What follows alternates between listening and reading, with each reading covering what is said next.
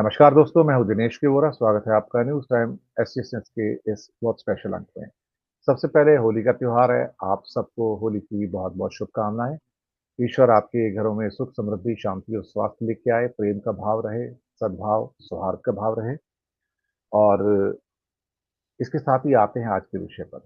चुनाव आगे सामने, 19 अप्रैल की पहली वोटिंग है। भगदड़ मची हुई है। कुछ लोग कांग्रेस छोड़ रहे हैं, कुछ लोग कुछ अन्य दलों को छोड़ रहे हैं, कुछ लोग बीजेपी छोड़ रहे हैं। लेकिन भारतीय जनता पार्टी के अंदर भी भगदड़ देखना एक थोड़ा-सा आश्चर्यजनक है, क्योंकि उनको लगता था कि हमें कोई नहीं छोड़ सकता।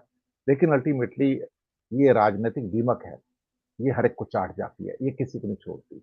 और वैसे भी भारतीय जनता पार्टी का अब पूरा का पूरा कांग्रेसीकरण भी हो चुका है। इन अ वे अब वो बीजेपी तो है नहीं, आधे तो उसमें कांग्रेसी हैं, बाकी आधे जो विपक्ष वाले हैं। अब तो ये ढूँढना मुश्किल है कि उसमें असली भाजपा वाले कितने हैं। कई लोग तो कहते हैं कि गुजरात से खबरें आती हैं, हमारे मित्र बताते हैं कि भाई कम से कम जो ओरिजिनल बीजेपी वाले हैं, उनके लिए 33% रिज़र्वेशन कर दो उसमें। ऐसे हालात हो चुके हैं कि बीजेपी वाले अब सिर्फ ले दे के दरिया बिछा रहे हैं, कुर्सियाँ लगा रहे हैं। इन हालातों में जो ग्राउंड फ़ोर्स है, वो हमेशा हतोत्साहित हो जाती है, क्योंकि हमारे लिए कुछ नहीं है, हम सालों-साल काम करते हैं, पता लग रहा है हम थालियाँ लगा रहे हैं, पूड़ियाँ बाँट रहे हैं, खाना लगा रहे हैं। लेकिन जब कुछ मिलने की बारी आती है तो कोई दूसरा बाहर से आता है और लड्डू खा के वो चला जाता है। और हम कौन हैं? हम बाज़ार से लड्डू के डब्बे लेके आते हैं और पता लगा हमारे लिए लड्डू नहीं बचता है। ये परिस्थिति आज की डेट में भाजपा के अंदर है। और ये जो निराशा है, वो उनके सहयोगी दलों के अंदर भी है। बातचीत करेंगे आज हमारे साथ प्रसिद्ध विश्लेषक अरुण कुमार शर्मा जी। स्वागत है आपका सर। और भाई आपको बहुत-बहुत होली की बधाई हो, आपके और आपके परिवार को और मित्र को। और ईश्वर करे आपके घर में रंगों की बौछार हो और सुख रहे, समृद्धि रहे, शांति भी रहे और प्रेम और सौहार्द सबसे अधिक रहे। बस इसी के साथ हम भी चर्चा स्टार्ट करते हैं। जी। जी। तो शर्मा जी, राजनीतिक माहौल तो बड़ा गरमाया हुआ है। रंग तो हैं यहाँ पर ये रंग घृणा के ज़्यादा हैं। ये वो रंग नहीं है जो प्रेम भाव होते थे, जो पुराने ज़माने के अंदर। अभी कल ही हमने देखा कि एक वीडियो वायरल हो रहा था, जहाँ पे एक मुस्लिम परिवार मोटरसाइकिल पे जा रहा हम्म। था और जिस ढंग से उनको एक तरह से मोलेस्ट किया गया, रंग डाले गए, तो काफ़ी चर्चा का विषय बन गया। हालाँकि फिर खबर ये आई कि 4-5 लोगों को गिरफ्तार कर लिया गया है, जिन्होंने वो सब कुछ किया है। तो कभी-कभी नौजवान हैं, काबू से बाहर हो रहे हैं। खैर, ये तो बात सही है, लेकिन फिलहाल तो हिंदुस्तानी काबू से बाहर हो रहा है। समझ नहीं आता कि हमारे जहाँ प्रेम के रंग होने चाहिए थे इस देश में, वो पुराने गाने भी हैं कि प्रेम की गंगा बहाते चलो, लेकिन यहाँ तो घृणा की गंगा बह रही है सुबह से लेके शाम तक। क्या होने जा रहा है सर भारत में? बताइए ज़रा। जी। सबसे पहले मैं एसजीएस न्यूज के जितने व्यूअर्स हैं उनको बधाई देना चाहूंगा और उम्मीद करूंगा मैं कि हमारे व्यूअर्स जो हैं वो हमें अच्छी जो है भेजेंगे अपने कमेंट्स। और ये एसजीएस न्यूज चैनल एक ऐसा चैनल है जो कि बहुत विचारों से समृद्ध होने के साथ साथ अनुभव भी बहुत अच्छा रखता है। तो आपने जो बात कही है सर, वो ये है कि भारत की परंपरा हमेशा प्रेम और प्यार प्यार की रहे। कोई सी संस्था हो, कोई सा धर्म हो, कोई सी जाति हो, कोई सा देश हो, कोई सा राज्य हो, कोई सा मोहल्ला हो, और पर्टिकुलरली ये जो हमारा त्योहार है ये संदेश देता है आपको। मैं याद कराता हूं, मैं पंजाब की संस्कृति से आता हूं। हमारे यहाँ होला मोहल्ला इसका उत्सव बहुत अच्छा होता था। गुरुद्वारों में, मंदिरों में रंग लगाए जाते थे। रंग कैसे लगाते थे? रंग माथे पर लगाया जाता था। माथे में जो दोनों भौहें होती हैं उसमें टीका लगाया जाता था। कुछ लोग चंदन का टीका लगाते थे। वो इसलिए कि अगर कुछ हुआ भी हो पूरे वर्ष में तो ये कहा जाता था जो हो लिया वो होली, और आज से हम प्रेम और प्यार की बार को बटाएंगे। तो उसी संदेश के साथ मैं बात करना चाहूंगा। परंतु हालात बदले, दिशाएं बदली, राजनीतिक समीकरण बदले और कांग्रेस को अपनी गलतियों से सीख ना लेने के कारण हाशिए पे आना पड़ा। आप देखें, जब 2004 में ये कहा गया इंडिया शाइनिंग है, तो बहुत करारा और बहुत अच्छा साइलेंट जवाब मिला था। तो आज जो परिस्थितियां हैं मुझे लगता है कि वो बिल्कुल वैसी हैं। आज वोटर बोल नहीं रहा, और एक जाति विशेष, एक धर्म विशेष को डराने के बाद हम थोड़ा गर्व का अनुभव करते हैं, दंभ हमारे सर पर चढ़ा हुआ है, और हम ये सोचते हैं कि डर के मारे कोई हमारे पास आ जाएगा। डर के मारे कोई पास नहीं आता सर, डर के मारे लोग दूर छिटक जाते हैं। और उसका परिणाम आपने यूपी के लोकल चुनावों में भी देखा, बाई इलेक्शंस में भी देखा। तो मेरा मानना यह है कि बीजेपी जिस ट्रैक पर चली है वो भले ही ब्रॉड गेज हो, परंतु उसका मानवता से नाता दूर दूर तक नहीं है। और एक ऐसा व्यक्ति जो अपने आप को धर्म का ठेकेदार कहता हो, धर्म की चाशनी बांटता हो, धर्म की चाशनी चाटता हो, और पिछले 4 महीने में जो धर्म का उनका असली रूप है, असली एजेंडा जो आरएसएस का है, वो सामने आने के बाद, और पर्टिकुलरली जो अरविंद केजरीवाल जी के साथ हुआ, उससे पहले आप देखें जो तेजस्वी ने अपनी सभा की, उसके बाद बॉम्बे में जो सभा हुई, ये काफी संकेत अच्छे थे। कोई समझदार व्यक्ति होता, प्रधानमंत्री होता, तो उन संकेतों को समझता, परंतु उन्होंने इसको रिवर्स समझा।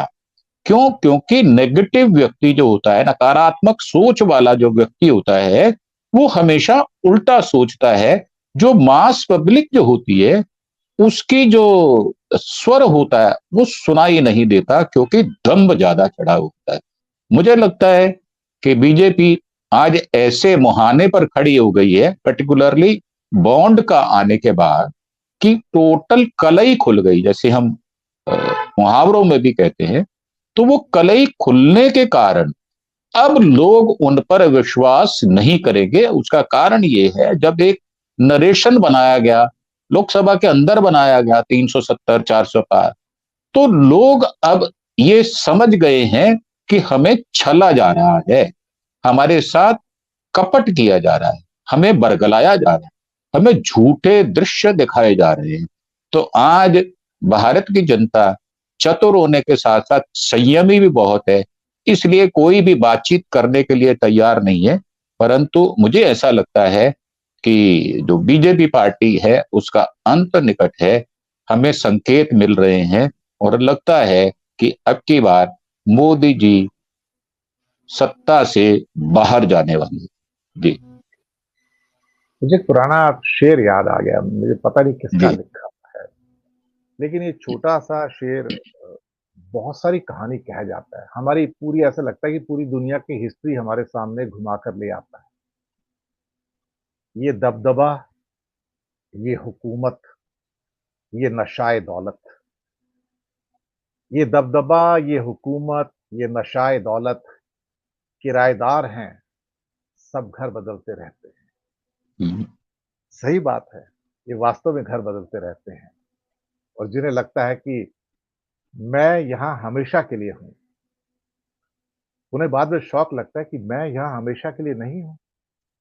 अभी तक दुनिया मेरे आस-पास घूमती थी और मैं इस दुनिया का सूर्य था।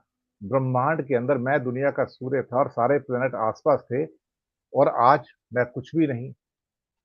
इसलिए ये शेर मुझे अक्सर कई बार याद आता है कि ये दबदबा, ये हुकूमत, ये नशाए दौलत, सब किराएदार हैं, घर बदलते रहते हैं। मोदी जी को शायद इस बात का एहसास नहीं हुआ, क्योंकि अभी वो सूर्य है ना, तो बहुत सारे लोग उनके आस-पास घूम रहे हैं। शायद जल्दी उन्हें एहसास हो जाएगा कि वो भी उन्हीं घूमने वाले सो कॉल्ड प्लैनेट्स भी नहीं रहेंगे। कुछ स्टेरॉइड, कोई एस्टेरॉइड भी घूमते रहते हैं, जो पत्थर होते हैं, जो सूर्य के चक्कर काटते रहते हैं दूरी से। उनमें से उनका भी एक शुमार हो जाएगा बहुत जल्दी। छोटी टिप्पणी चाहेंगे? फिर उसके बाद आगे चलते हैं। सर मैं आपको याद करा देता हूं, हमारे दो बहुत मशहूर शायर हुए हैं, राहत इंदौरी साहब और राणा साहब। उन्होंने मुनव्वर बहुत कुछ कहा। मुनव्वर मुनव्वर राणा, मतलब जी, दोनों का देहांत हो चुका है, और दोनों ने अपना विरोध बड़ा मुखर होकर दर्ज किया था। राहत इंदौरी साहब तो बहुत फिराक दिल शायर थे, और ऐसे शायर थे जो धर्म की चाशनी को नहीं चाटे हुए थे, बल्कि वो जो त्योहार होते थे या कोई ऐसा मौका आता था देश की एकता को दर्शाने के लिए, तो बड़े मुखर होकर वो बात किया करते थे। और सत्ता का विरोध उन्होंने अपनी शायरी में भी किया। मुनव्वर राणा साहब के परिवार को थोड़ी प्रताड़ना भी मिली और उनको दुख भी था, उन्होंने व्यक्त भी किया। अभी भी हमारे कांग्रेस में एक बड़े अच्छे शायर हैं, बहुत नौजवान शायर हैं, और उनका जो क्षेत्र है वो भी इलाहाबाद, वो पढ़े लिखे हैं, बहुत अच्छे शायर। तो अगर उनसे सीख ली जाए और ये कहा जाए कि ये कभी भी सत्ता, जमीन, जायदाद, अधिकार, ये कभी भी स्थायी नहीं हुआ करते, ये बात आपकी बिल्कुल उचित है। और ये स्थायी नहीं होते, ये जानने के बाद भी थोड़ा टेम्परेरी तौर पर, आंशिक तौर पर व्यक्ति अपने दिमाग को ऐसा सेट कर लेता है कि अब ये सारे मेरे अधिकार क्षेत्र में है। जब अधिकार की बात आती है तो कर्तव्यों की बात भूल जाता है। शायद इसीलिए मोदी जी ने कर्तव्य पथ बनाया, वो जनता के लिए है, उनका अधिकार है, इसीलिए वो बड़े बड़े खर्चे करते हैं और ये सोचते हैं कि ये टैक्स पेयर का पैसा, ये शायद इसका मैं मालिक हूं और ये भारत राज्य ना होकर ये रियासत है, जबकि हमारी वेलफेयर स्टेट है। तो मेरा मानना ये है, आपकी बात बिल्कुल उचित है कि समय समय पर हमारे महापुरुष जो होते हैं वो हमें संदेश देते हैं, परंतु उनको ग्रहण ना करने के कारण इस तरह की बातचीत करते हैं। और मुझे लगता है मोदी जी अंदर से शायद उनको ये रोशनी हो चुकी, इसीलिए वो कुछ छोटी छोटी गलतियां कर रहे हैं। उनके गृह राज्य गुजरात में भी लोगों ने चुनाव लड़ने से मना किया है, मध्य प्रदेश में भी ऐसा हो रहा है, राजस्थान में भी ऐसा हो रहा है। तो देखने सुनने में जो बात आई है और जो निष्कर्ष निकलते हैं वो बिल्कुल उचित हैं और जैसा हम सोच रहे हैं वैसा ही होने वाला है, क्योंकि ईश्वर भी जब नियति को, मतलब प्रकृति को जब बैलेंस करता है तो वो ऐसी ताकत को